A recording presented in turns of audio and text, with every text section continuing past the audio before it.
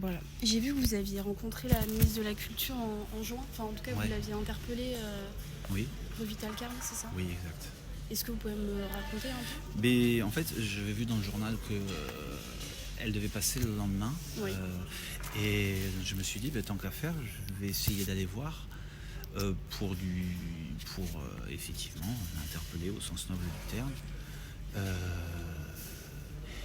et donc en fait, je suis d'abord allé. En fait, je me suis renseigné auprès de camarades, de deux ou trois personnes. Donc je me suis dit peut-être qu'elles sauront quel tracé de son voilà, de sa venue. En attendant, je suis allé devant le Grand Hôtel le matin de Bordeaux. Je me suis dit peut-être qu'elle est là. Je demandais à des voituriers, à des personnes qui étaient dans un congrès de finances devant. Et puis finalement, je suis rentré chez moi. Je me suis dit, tant pis, voilà. Puis je reçois un message en me disant, là, elle passe et à Arc-en-Rêve et à rue Vital-Carle. Et donc du coup, je me suis dit, allez, je repars. Et donc, je suis allé rue Vital-Carle. Je suis allé voir une personne de la librairie Mola, avec laquelle j'avais déjà fait un stage de quatrième. Je me souvenais plus de moi. Je lui dis, je ne sais pas si vous vous souvenez de moi, j'ai fait un stage de quatrième avec vous. Vous savez où est-ce qu'elle passe par quelle entrée de la librairie Mola elle passe, Madame la ministre? Et elle m'a dit, oui, je peux vous dire qu'elle elle va rentrer là, vers cet endroit-là. Mais bon, je ne peux pas vous présenter, c'est un protocole de ça. Et donc du coup, j'ai attendu à l'angle, sous le regard un peu du vigile, pas forcément bienveillant, mais bon, au moins j'étais à l'extérieur de la librairie. Et puis ce qui a été chouette, c'est que j'ai croisé une jeune femme, une jeune égyptienne en Erasmus, que j'avais déjà rencontrée au jardin public lorsque j'ai fait des démarches de sensibilisation à l'autisme. Alors du coup, je lui ai dit, tiens, si ça t'intéresse, il y a la ministre de la Culture qui va passer, si tu veux l'attendre avec moi. Et elle était vraiment adorable, parce que par-dessus le marché, ça a permis que l'instant soit filmé. Oui. Parce que je lui ai dit, tiens, tant qu'à ce qu'on soit resté, si tu peux filmer. Voilà, exactement. C'est une jeune égyptienne en Erasmus dont j'avais fait la connaissance et qui avait beaucoup aimé ma démarche de sensibilisation à l'autisme au jardin public. Et du coup, c'était chouette. En plus, il y a un monsieur entre-temps qui nous a fait patienter, que je connais, un écrivain qui lui a parlé d'Alexandrie, qu'il apprécie beaucoup. Donc voilà, il y a eu un concours de circonstances, un petit alignement de planètes qui a fait que du coup, j'ai attendu la ministre, pas tout seul. Et en plus, cette compagnie a été d'autant plus pertinente que ça a permis que ça soit filmé cet instant-là. J'ai vu qu'il y avait Catherine Fabre aussi qui était députée à l'époque. Elle n'était pas du tout au courant de... Alors Catherine Fabre, je l'avais appelée le matin et elle n'avait pas répondu. Et du coup, mais bon, elle avait vraisemblablement reçu mon message vocal, puisque quand elle est sur place, elle a dit voilà. Et donc elle devait être très très occupée, puisque la journée devait être extrêmement dense, comme la journée que je vais avoir demain. Et donc du coup, quand elle était là, donc là aussi, ça s'est bien aligné, quoi, puisqu'elle a dit William, je le connais. Du coup, ça m'a permis déjà de pas prendre un coup de poing d'un vigile, de leur escorte, quoi.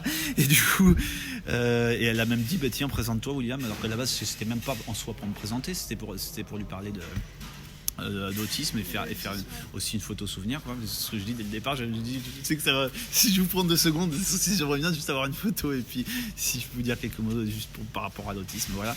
Mais donc du coup là, ça a permis que ce soit un peu prolongé, quoi, qu'il y ait une petite digression sur le déroulé de la journée qui devait être serré, quoi. Et donc du coup, ça s'est bien passé. Et demain, elle vient dans quel cadre? Et alors en fait, actuellement, c'est la semaine pour l'emploi des personnes handicapées. Et donc du coup, elle m'a sollicité et par-dessus le marché pour la rencontrer, pour la re-rencontrer de façon plus posée, vraisemblablement, et je veux dire de façon plus formelle, et en plus avec un concert en fin de journée à 18h30 dans le salon des maréchaux du ministère de la Culture. Et du coup... voilà, vous allez donner ce concert et en amont, vous allez pouvoir avoir une entrevue, c'est ça, avec elle? Exactement. Alors on va aller là je viens de voir la personne au téléphone, on va aller à Matignon, à l'Opéra Comique. Et puis oui, voilà, je vais lui faire part de choses auxquelles j'ai réfléchi en amont pour lui faire... pour essayer de faire avancer cette cause-là, quoi, de l'intégration de personnes avec... Vous allez lui dire quoi? Qu'est-ce que je vais lui dire? Je vais lui dire, je pense déjà que je pense que les personnes avec handicap ou autisme sont sous-représentés dans les métiers de la culture, que souvent ce sont pourtant des personnes qui sont très compétentes, voire brillantes dans leur domaine, qu'elles investissent à fond parce que malheureusement souvent elles sont bien desservies sur d'autres aspects. Donc quand elles ont une passion, ils l'investissent à corps perdu de toute leur âme et c'est ça qui les maintient. Et alors si la société ne leur permet même pas de pouvoir être dans cette recherche-là qui devient presque parfois forcenée, quoi, tellement c'est la seule bouée, quoi, c'est la barque qui arrive à les tenir à flot socialement, c'est quand même une grosse perte, quoi. Et il y a ça, et puis moi, je suis pianiste classique, au-delà de mon propre vécu, il y en a qui ont des qualités de compositeurs. D'ailleurs, historiquement, Bruckner, Bartók, Satie, c'était des compositeurs qui auraient eu le syndrome d'Asperger. On considère ça a posteriori. Glenn Gould aussi, Thelonious Monk d'ailleurs, qui était plutôt la jazz.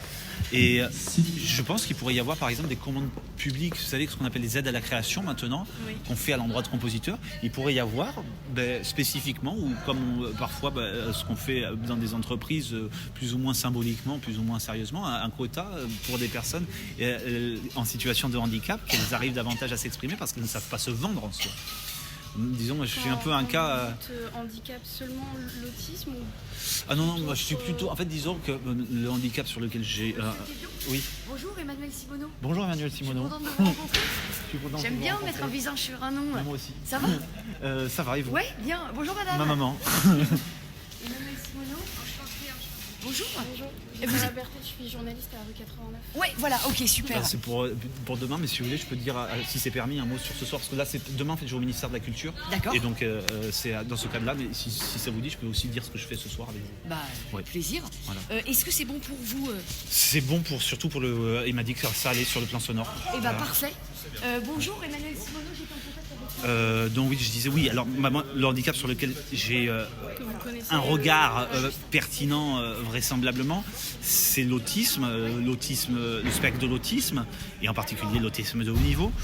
Après, moi je suis d'une curiosité intellectuelle et humaine qui essaye de me faire apprendre ce qui peut se passer aussi dans d'autres vulnérabilités, dans d'autres handicaps.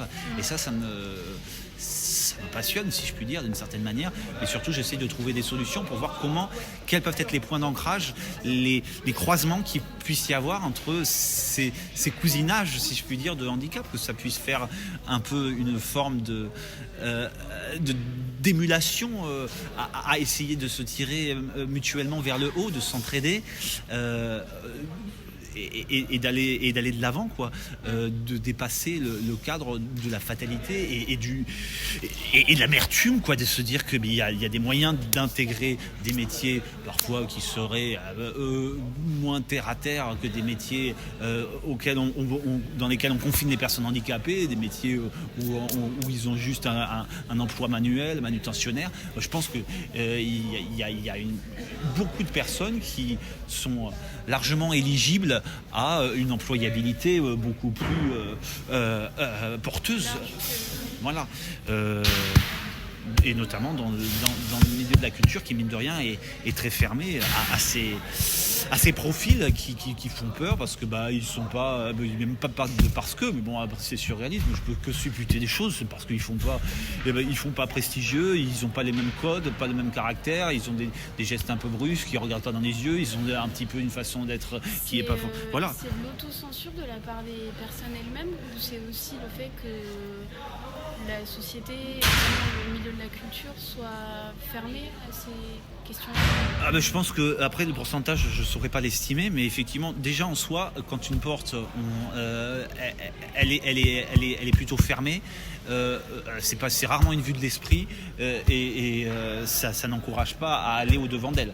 Mais effectivement, il y a peut-être une part d'autosuggestion. Donc l'autosuggestion, elle peut être positive ou négative, elle peut être dans le positif aussi mégalo que raisonnable, et dans le négatif aussi excessive que raisonnée. Donc du coup ça relève de plusieurs choses, mais je pense qu'effectivement il y a énormément quand même de blocage sur le plan institutionnel et sur le plan de certaines structures dites culturelles à l'endroit de ces personnes. Bon, moi, je peux vous dire un exemple sans que vous ayez besoin de le citer explicitement. Mais par exemple, dans une grande salle du centre-ville de Bordeaux, on m'avait proposé via la RSE de l'établissement, la responsabilité sociale de l'entreprise, de faire un concert où on me mettrait à disposition la salle pour parler d'autisme et de musique. Ça, je pense que je pourrais rassembler. Parce que la Patinoël, c'est 3000 personnes. Avec la communication que je peux faire, je pense que je peux rassembler cet effectif. Mais la personne, au bout de quelques mois, se dégage, décline, et puis dit j'ai pas assez de temps pour m'occuper de ça, alors que c'est juste une formalité, quoi. Donc souvent, et d'ailleurs ça c'est identifié par la chargée de mission du diversité du ministère de la Culture, notamment pour les femmes et pour les personnes en situation de handicap, les prétextes édifiants souvent des programmateurs, des programmatrices, c'est de dire non, l'agenda est surchargé, la programmation est bouclée, il n'y a pas, j'ai pas le temps, ou alors renvoyer ça au calendrier grec, ou dire que voilà il faut monter je ne sais quoi.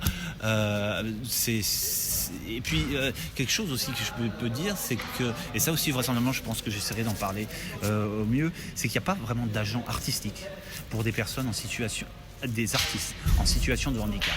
Les agents artistiques, c'est plutôt des personnes clés en main pour des profils formatés, pour des profils de personnes qui sont dans la culture presque par héritage, je puis dire, pour reprendre la nomenclature de Bourdieu, quoi.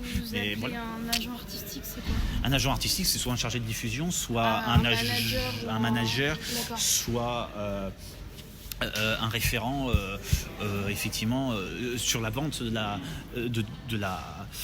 voilà, comment on appelle ça, tourneur aussi. Ça c'est plus pour les musiques actuelles. Vous par exemple, vous avez quelqu'un comme ça qui non, moi j'ai pas vraiment de carrière de communication. Je fais effectivement ma communication de façon artisanale, donc c'est assez épuisant effectivement. Donc, effectivement j'ai plusieurs casquettes Parce que je vous ai vu récemment intervenir à Cracovie, oui. Dans d'autres... Exactement. En fait, je suis intervenu à Cracovie. Là, j'ai ma famille qui m'aide à prendre le billet, tout ça, à prendre l'avion, tout ça, parce que ça, ces aspects-là, je ne saurais pas faire. Mais sur place, effectivement, c'était une intervention qui n'était pas prévue et qui, heureusement, a été gardée. Parce que j'en avais fait une autre intervention avant à Paris, dans un congrès français à Paris, et ils n'ont pas gardé le truc. Il est sur ma chaîne YouTube, c'est une petite vidéo là aussi artisanale. Vous êtes intervenu de vous-même. Ouais, voilà. De 3 minutes, quoi, pour dire des choses pacifistes, constructives, pas juste pour faire de guignol, pas quelque chose de méchant, mais dire des choses qui ne se disent jamais et pas pour de bonnes raisons. Donc du coup, ça ne se dit jamais pas pour de bonnes raisons parce que c'est pas assez pointu, c'est pas scientifique, c'est pas politiquement correct. Mais voilà, c'est important à dire qu'il y a qu'une espérance de vie en moyenne de 54 ans chez une personne autiste, qu'il y en a que 2% qui sont employés en France, qu'il y a énormément de discrimination, qu'il n'y a pas de... Enfin bon, ça c'est des choses que j'ai dit un peu derrière moi, peut-être qu'un de ces jours je les redirai si l'occasion peut être opportune. Voilà, c'est... donc à Cracovie, eux, ils ont été plus fair-play, ils ont gardé la vidéo même sur leur vie... Parler en anglais. Oui, voilà, il s'est traduit en direct en polonais, ils ont gardé leur... Et ça même été... Tout à l'heure, j'ai été interrogé, c'est pour ça que je voulais être la 4-18h, par France 3 Aquitaine, une émission qui passe vendredi à 9h05 du matin, et ils ont même repris des images. Ils ont demandé l'autorisation à Autisme Europe là, de Cracovie. Ils leur ont permis de rediffuser les images là, pour une émission qui passe vendredi. Et quand vous intervenez comme ça devant des centaines de personnes, c'est difficile, non ? Disons qu'en amont, effectivement, il y a une résistance personnelle. Il y a l'organisme qui se dit non, ça se fait pas. C'est pas dans les codes. J'ai jamais fait ça. C'est pas dans ma nature. Je suis pas une grande gueule. Je suis pas quelqu'un qui va renverser l'échiquier comme ça. Enfin, ça il y a le corps qui dit quelque part non, mais c'est une lutte et c'est l'esprit qui l'emporte. Excusez-moi, je parle un peu fort peut-être. Non. Okay. Non, je ne me rappelle pas de vous, excusez-moi. On a bu un coup la semaine dernière ? À Talence. On a parlé piano. Je suis horriblement confus. En ce moment, je suis dans une période hyper dense, mais c'était où qu'on avait... Dans un bar canadien. Un bar canadien ? À Talence. Tu es pianiste, hein ? Oui, je suis pianiste. Et c'était avenue de la Libération ? J'habite à Ambest. Ah oui, pardon. Non, mais c'était pas à Talence, c'était juste à côté de Mérignac, là, devant l'école d'infirmière. D'accord. Oui, et très bien. Et je vous ai pas encore envoyé le message là. Effectivement, je me rappelle. Il s'appelle Vince. Ah oui, le pianiste, vous avez vu à Cognac. D'accord. D'accord. Ah ben, je vous enverrai. Je crois que j'ai encore votre mail. Mais en ce moment-là, demain, je vais au ministère de la Culture. C'est assez dense. Merci d'être venu me voir. C'est gentil. Voilà. Et pour revenir un peu à votre parcours, vous l'avez appris quand vous étiez autiste Alors vous dites on ne dit plus Asperger. On dit, Alors a priori, oui, on appelle ça autiste de haut niveau. D'accord. S'il y a une raison Asperger, a priori, c'était un médecin qui faisait une sorte d'eugénisme, qui mettait de côté des personnes handicapées qu'il considérait inaptes à vivre socialement. Et peut-être que paradoxalement, il avait compris qu'il y en avait qui étaient plus à même d'être utiles socialement. Bon, c'est pas l'utilité en soi humainement qu'on devrait rechercher, mais plutôt l'employabilité de personnes qui ont du mérite. Mais en l'occurrence, vraisemblablement, c'était comme ça qu'il répartissait les profils. Et vous, du coup, vous avez été, comme on dit, diagnostiqué. Comment ça se... J'ai été diagnostiqué à l'âge de 20 ans, effectivement, au CRA, Centre Ressources Autisme. C'est un diagnostic officiel, parce qu'il y a souvent des diagnostics bidons, des personnes qui alors il y en a qui s'auto-censurent, qui ne croient pas qu'ils sont Asperger, qui font du inédit. Asperger, je dis ça par abus de langage, encore. Mais bon, vous pouvez le dire comme ça, je pense que ça parle plus. Et il y en a qui s'inventent un diagnostic parce que c'est plus cool, que c'est plus qu'un diagnostic un peu mauvais qui fait écran à quelque chose à une représentation d'eux qui voudrait défendre. Mais moi, c'est un diagnostic officiel, effectivement, du CRA. Et voilà. Définiriez comment l'autisme?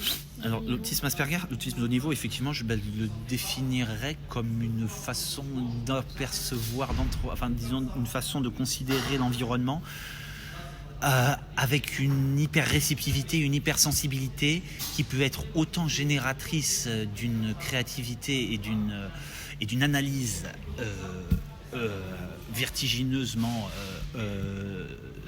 dense et filtrée, quoi, que invalidante en ce qu'elle ne laisse rien échapper et qu'elle prend et qu'elle ne fait pas la part des choses émotionnellement entre ce qui va... qu'elle ne fait pas la part des choses dans ce qui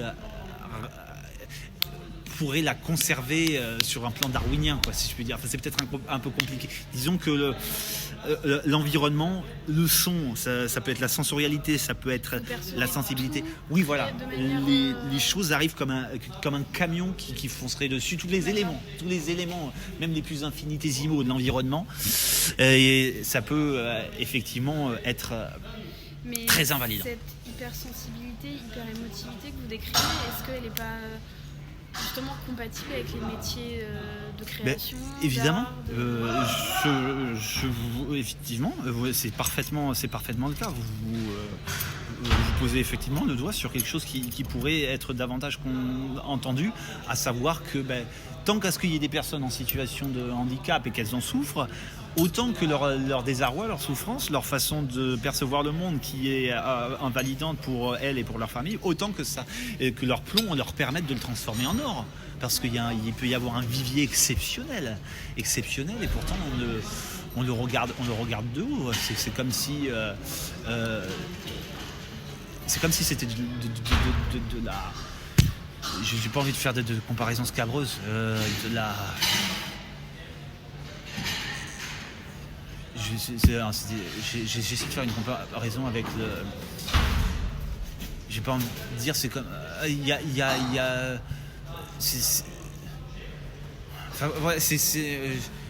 vous sauriez peut-être le dire autrement. Faut pas dire c'est l'allocution que je vais dire dans l'article, mais je veux dire c'est comme si c'était de l'argent sale. Il y a un potentiel énorme, il y a une richesse énorme, mais on le regarde comme si c'était de l'argent sale. On ne sait pas si la personne en situation de handicap, il y a un double fond, et on fantasme que à trop tendre la main et permettre des choses à des personnes en situation de handicap, il y aurait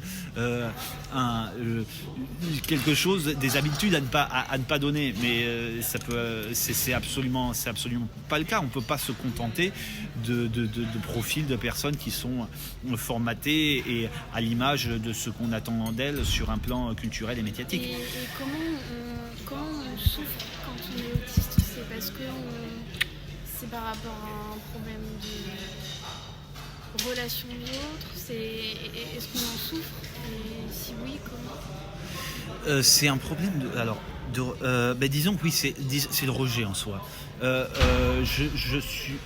Disons que les personnes avec autisme, souvent, on les entend sur des...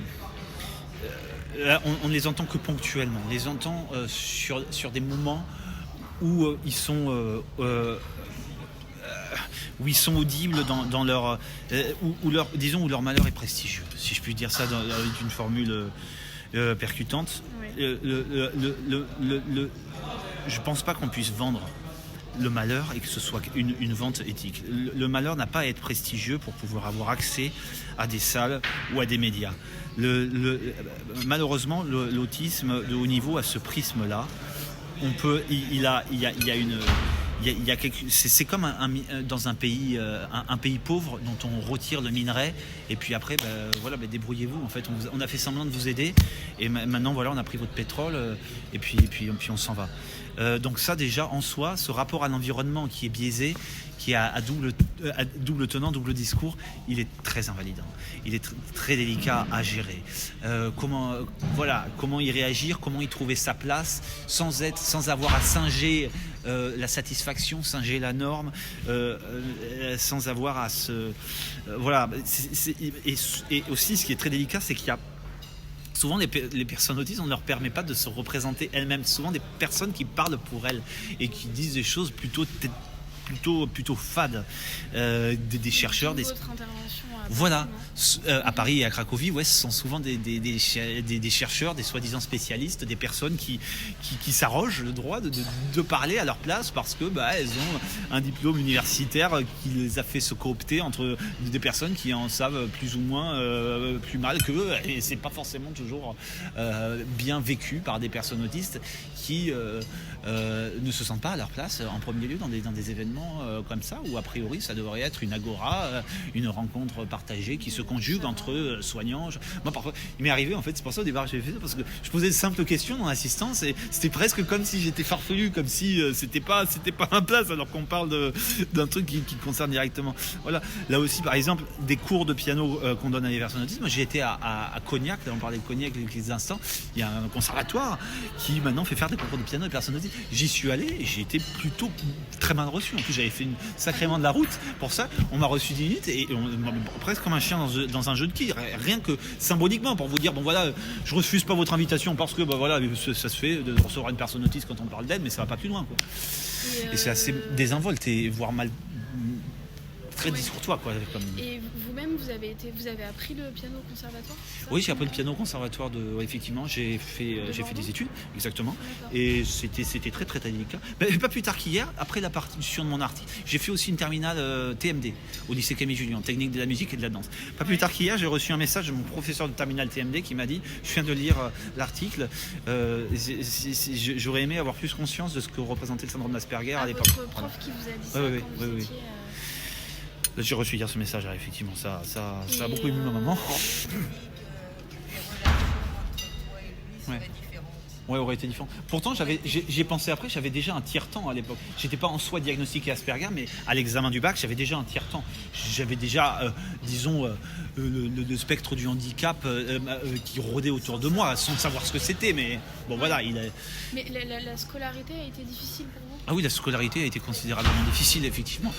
Il y a des personnes autistes qui se suicident, qui n'arrivent pas à résister à la pression scolaire, universitaire, sociale, qui ne se retrouvent pas dans l'environnement et qui en crèvent de solitude et puis après qui en crèvent tout court. Est-ce que les professeurs ne comprenaient pas? Oui, disons que ça peut être confondu avec d'autres choses. Ça peut être confondu.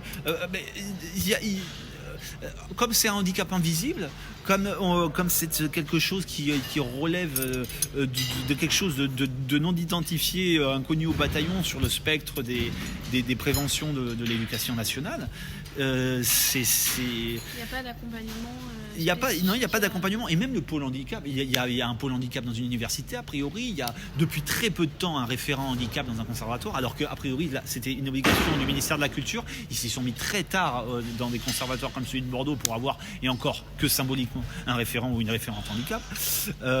Et aussi, voilà, dans un lycée, il y a une infirmière scolaire, mais même ces personnes-là, souvent, elles ne sont pas formées, elles ne sont pas au courant, et elles sont plutôt là pour donner raison aux professeurs, pour dire vous êtes malade, on va essayer de voir ce qu'on peut faire. Les professeurs ont raison, quoi qu'il en soit, même s'ils vous insultent, même si vous mettent à l'écart, même si vous c'est la monarchie, quoi.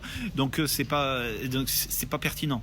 Et je pense que s'il y avait des statistiques sur le plan scolaire de personnes qui sont ou en décrochage ou carrément dans des tentatives, voire des réalisations de suicide, ce serait, je pense, assez désastreux sur le plan communicationnel. Mais c'est voilà. Le piano dans tout ça, vous venez d'une famille de pianistes, comment vous êtes venu? Non, je suis pas d'une famille de pianistes. Ah bon? Je suis pas du sérail. Donc ça aussi, ça s'est conjugué à la difficulté d'essayer de vouloir être dans ce métier, ce qui est encore pas gagné, loin de là. J'ai ma maman qui est d'origine algérienne, qui est d'origine kabyle, qui a eu je sais pas, tu peux le dire peut-être à ma place. Quelle est ma famille? Et moi maintenant. Ah, vous êtes mélomane? Oui. D'accord.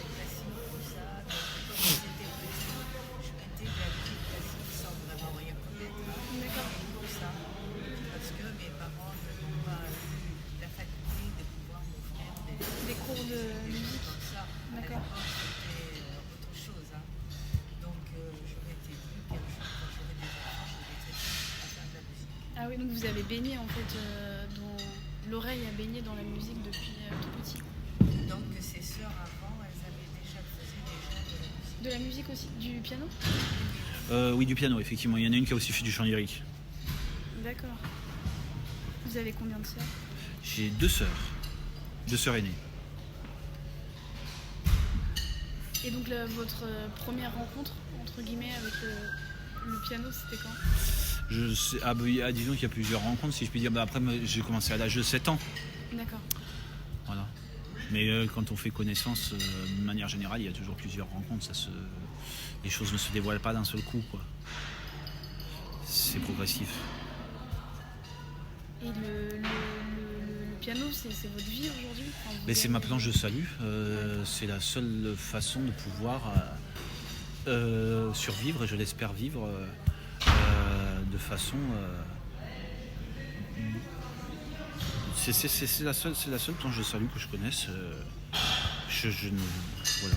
Depuis petit, vous saviez que vous vouliez être pianiste? Quand j'ai vu que l'environnement était vraiment en décalage, ou que j'étais en décalage avec lui, effectivement, je me suis dit non, je pourrais pas vivre dans un autre environnement professionnel que celui. Je peux pas vivre avec un autre instrument. Avec un autre biais existentiel, avec une autre prothèse, puisqu'en soi c'est une prothèse, quoi. C'est comme si je respirais à travers ça.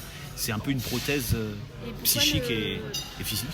Le piano et pas le violon ou la harpe?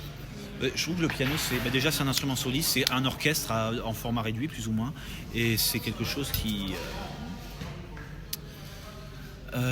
c'est une prolongation existentielle, quoi,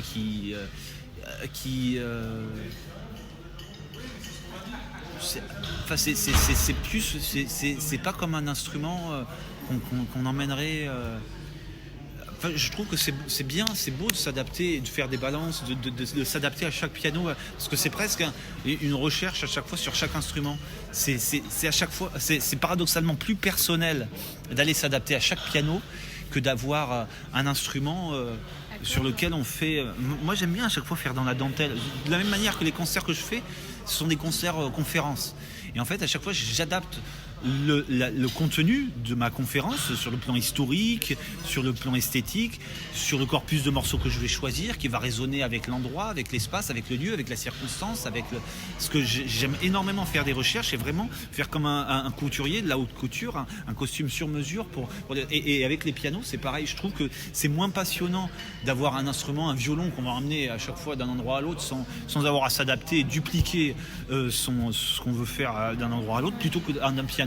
Vraiment on peut aller chercher et se dire tiens, comment je vais interagir avec ce binôme Oui, voilà. Et aussi avec le piano en soi, c'est une découverte, c'est une surprise. C'est pas comme si on se promenait avec comme avec un boulet au pied. À chaque fois, on va découvrir une autre façon de trouver Et des...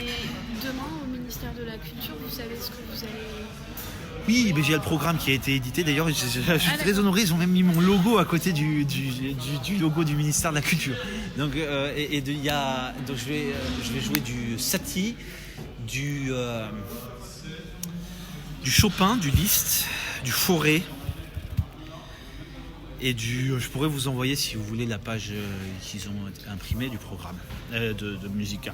Et vous avez des compositeurs que vous affectionnez particulièrement? alors moi, j'apprécie beaucoup et je trouve inspirant les compositeurs justement qui ont été en situation de vulnérabilité et qui ont transcendé ça, qui ont effectivement essayé de dépasser ce cadre-là de leur mal-être et qui ont fait résilience avec leur travail musical et introspectif, existentiel, et dilaté à l'échelle d'un public, quoi. Ça, je trouve ça beau parce que justement, quand ils vont chercher au fond d'eux, après, ils vont donner le meilleur d'eux-mêmes pour que d'autres personnes puissent être inspirées et se réalisent à travers, à travers ce travail, et que ça inspire d'autres travail comme un effet boule de neige vertueux, quoi. Ça, je trouve ça très très fort. Vous pensez à quel... Alors il y a Rachmaninoff, Oui.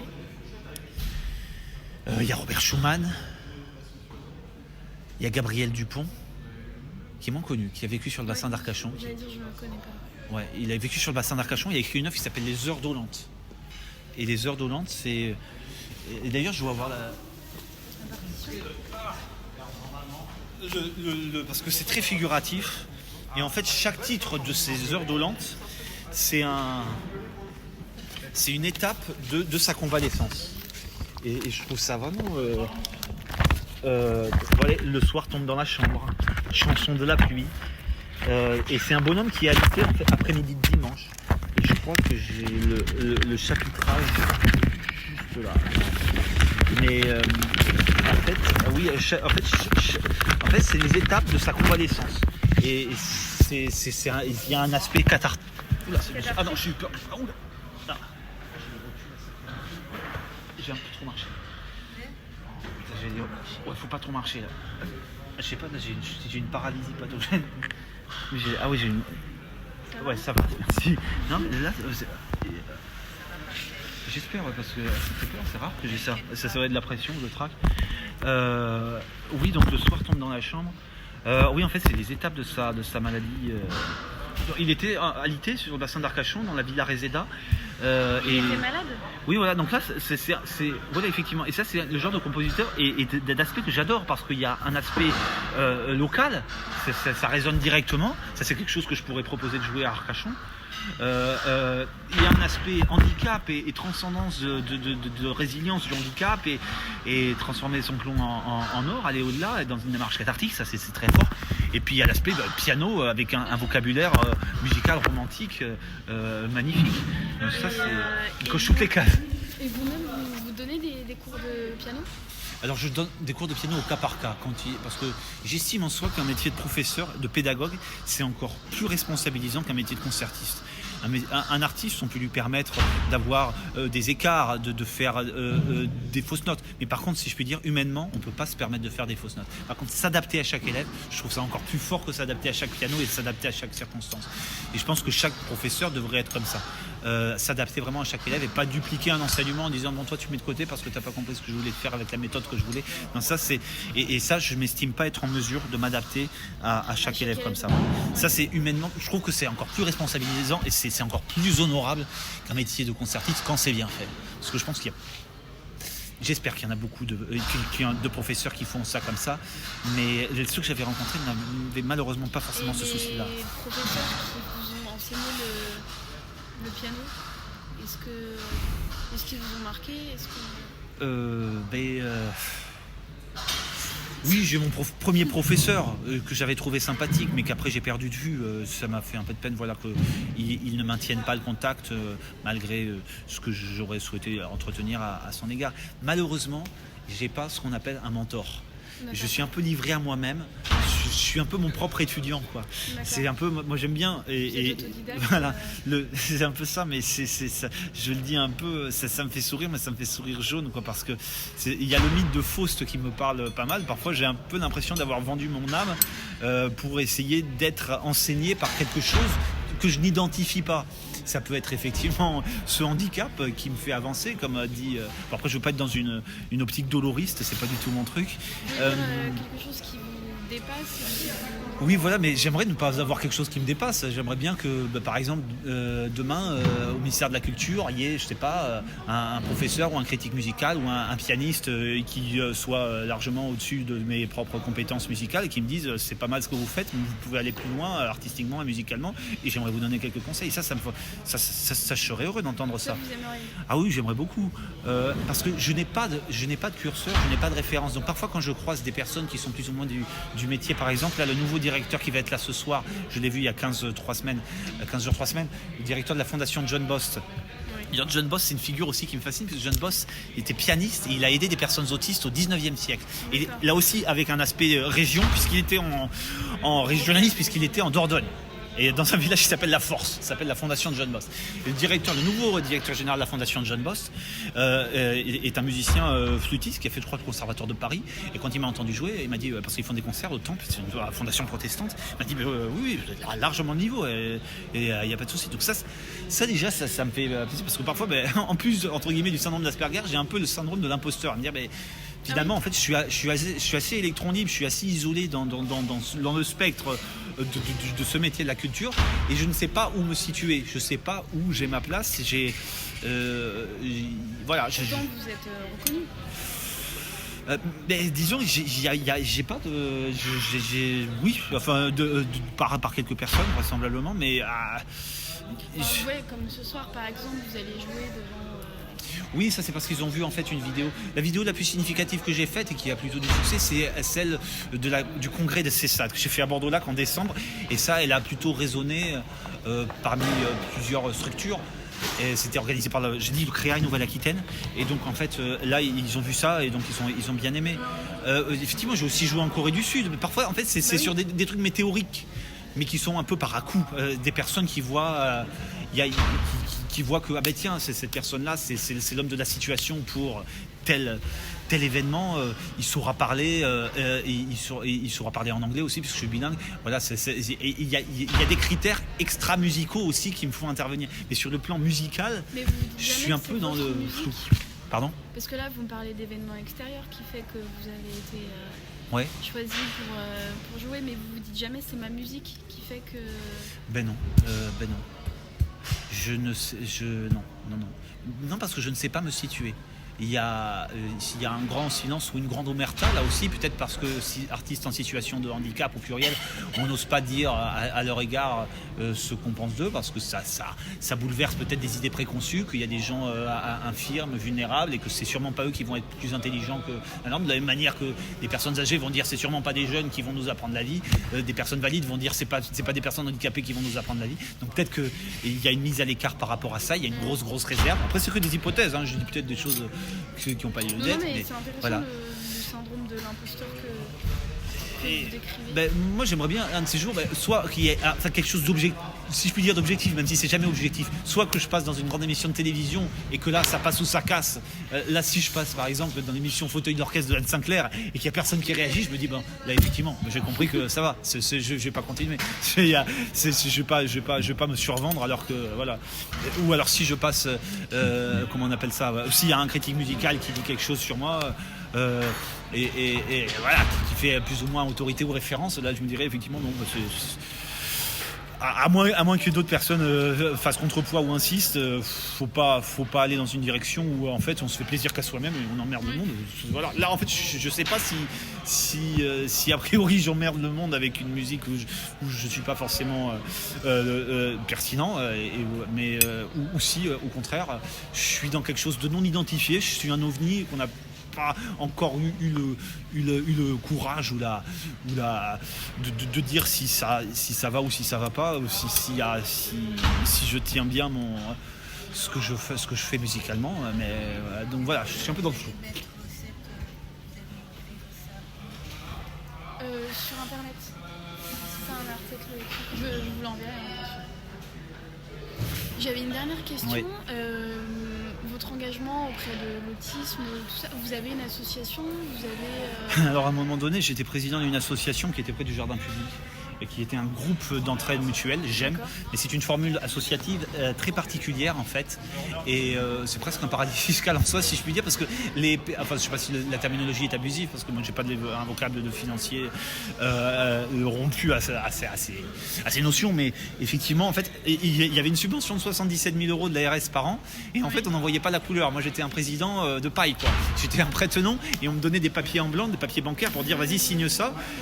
Et je disais mais non, en fait je comprends bien qu'il y a un loyer pour le local, je comprends bien qu'il y a des petits gâteaux pour les réunions qui coûtent quelques euros, mais bon je les vois pas passer quelque part vraiment la subvention.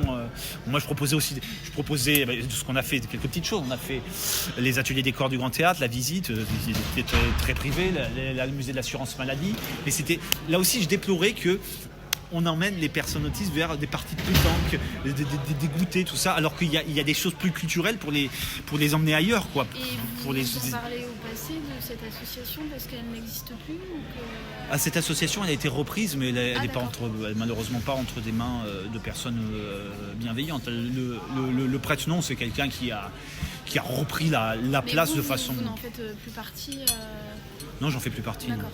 Mais c'est pas une association. L'association gestionnaire surtout n'est pas fréquentable. Après peut-être que pour des parents, ça sert à faire garderie entre guillemets, mais oui, je crois que c'est plutôt ça. Ou centre de loisirs, mais vraiment bas de gamme quoi. Mais moi je pense pas qu'un groupe d'entraide mutuelle mérite d'être un centre de loisirs bas de gamme. Vous aimeriez fonder une association? Disons que si je rencontre des personnes effectivement honnêtes, fiables et avec de la connaissance administrative, oui, pourquoi pas effectivement faire un truc sur la culture, l'autisme, la musique, et avec oui. Parce qu'aujourd'hui, est-ce qu'il y a assez d'associations qui sont préoccupées par la problématique de l'autisme? Malheureusement pas. Vous voyez, j'ai écrit il y a, je sais pas, ça fait un mois, on a écrit à SOS Autisme. C'est même plus d'un mois. Ils n'ont pas répondu. SOS Autisme, je crois que c'est l'association de référence. Ouais, voilà. J'ai aussi parlé là, dans des congrès à Autisme France, à des trucs hyper super TDAH. Il y a un vrai manque. Non, il y a blocage. Il y a des associations qui battent le haut du pavé, qui se sont cooptées entre elles, qui font un peu comme des commissions, qui se partagent un gâteau dont je sais pas la teneur.